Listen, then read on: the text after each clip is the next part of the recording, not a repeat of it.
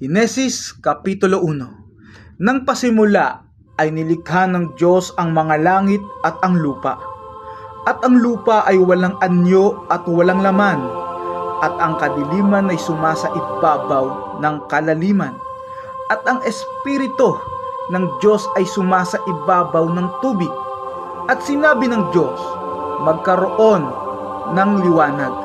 At nagkaroon ng liwanag. At nakita ng Diyos ang liwanag na mabuti, at inihiwalay ng Diyos ang liwanag sa kadiliman. At tinawag ng Diyos ang liwanag na araw, at tinawag niya ang kadiliman na gabi. At nagkahapon at nagkaumaga ng unang araw. At sinabi ng Diyos, magkaroon ng isang kalawakan sa gitna ng tubig, at maihiwalay ang tubig sa kapwa tubig. At ginawa ng Diyos ang kalawakan, at inihiwalay ang tubig na nasa ilalim ng kalawakan sa tubig na nasa itaas ng kalawakan, at nagkagayon. At tinawag ng Diyos ang kalawakan na langit. At nagkahapon at nagkaumaga ang ikalawang araw. At sinabi ng Diyos, mapisan ang tubig na nasa silong ng langit sa isang dako, at lumitaw ang katuyuan, at nagkagayon. At tinawag ng Diyos ang katuyuan na lupa, at ang kapisanan ng tubig ay tinawag niyang mga dagat, at nakita ng Diyos na mabuti. At sinabi ng Diyos, sibulan ng lupa ng damo, pananim na nagkakabinhi, at punong kahoy na namumunga, ayon sa kanyang pagkakahoy, na taglay ang kanyang binhi sa ibabaw ng lupa, at nagkagayon. At ang lupa ay sinibulan ng damo, pananim na nagkakabinhi, ayon sa kanyang pagkapananim, at ng punong kahoy na namumunga, na taglay ang kanyang binhi, ayon sa kanyang pagkakahoy, at nakita ng Diyos na mabuti. At nagkahapon at nagkaumaga ang ikatlong araw. At sinabi ng Diyos, magkaroon ng mga tanglaw sa kalawakan ng langit, upang maghiwalay ang araw sa gabi, at maging pinakatanda at pinakabahagi ng panahon ng mga araw at ng mga taon, at maging pinakatanglaw sa kalawakan ng langit, upang tumanglaw sa ibabaw ng lupa, at nagkagayon. At nilikha ng Diyos ang dalawang malaking tanglaw.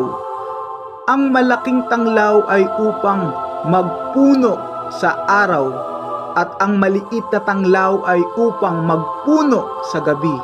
Nilikha rin niya ang mga bituin at mga inilagay ng Diyos sa kalawakan ng langit, upang tumanglaw sa ibabaw ng lupa, at upang magpuno sa araw at sa gabi, at upang maghiwalay ng liwanag sa kadiliman.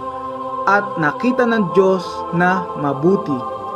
At nagkahapon at nagkaumaga ang ikaapat na araw.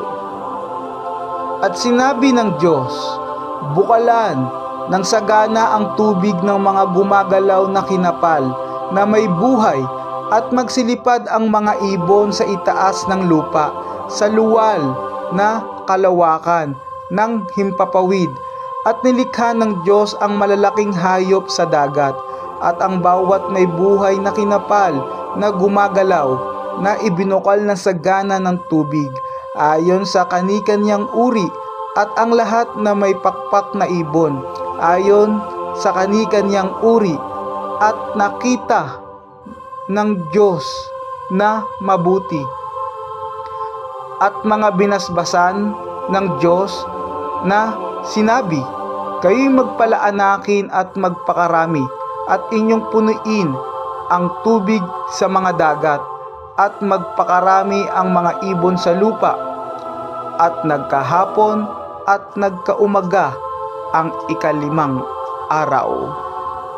At sinabi ng Diyos, bukalan ang lupa ng mga may buhay na kinapal ayon sa kani-kanyang uri ng hayop, at ang mga kinapal na umuusad at ang mga ganid sa lupa ayon sa kaniyang uri, at nagkagayon.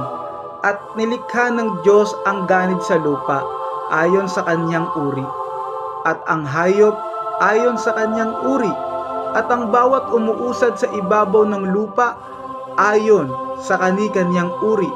At nakita ng Diyos na mabuti.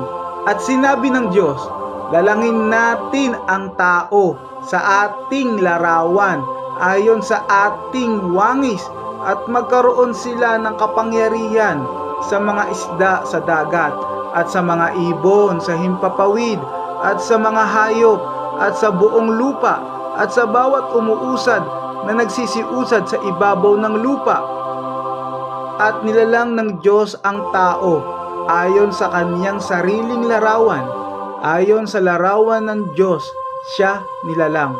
Nilalang niya sila na babae at lalaki. At sila'y binasbasan ng Diyos, at sa kanila'y sinabi ng Diyos, kayo'y magpalaanakin at magpakarami, at kalatan ninyo ang lupa, at inyong supilin, at magkaroon kayo ng kapangyarihan sa mga isda sa dagat, at sa mga ibon sa himpapawid, at sa bawat hayop na gumagalaw sa ibabaw ng lupa. At sinabi ng Diyos, narito, ibinibigay ko sa inyo ang bawat pananim na nagkakabinhi na nasa ibabaw ng balat ng lupa, at ang bawat punong kahoy na may bunga ng punong kahoy na nagkakabinhi sa inyo'y magiging pagkain, at sa bawat hayop sa lupa, at sa bawat ibon sa himpapawid, at sa bawat nagsisiusad sa ibabaw ng lupa na may buhay, ay ibinibigay ko ang lahat na pananim na sariwa na pinaka pagkain. At nagkagayon. At nakita ng Diyos ang lahat ng kanyang nilikha, at narito, napakabuti. At nagkahapon at nagkaumaga ng ika-anim na araw.